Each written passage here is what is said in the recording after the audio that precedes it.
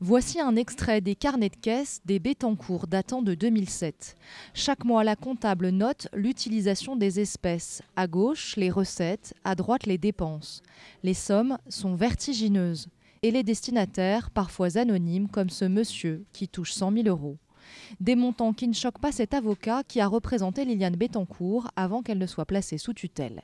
La générosité n'a jamais été un délit, ni un crime.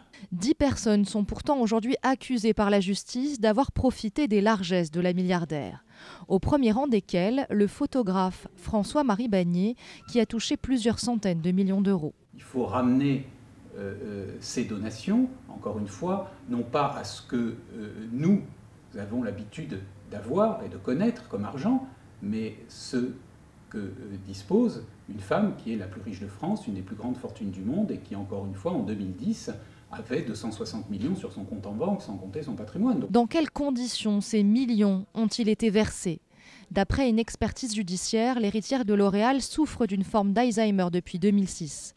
Liliane Bettencourt a-t-elle été abusée ? C'est à cette question que le tribunal va devoir désormais répondre.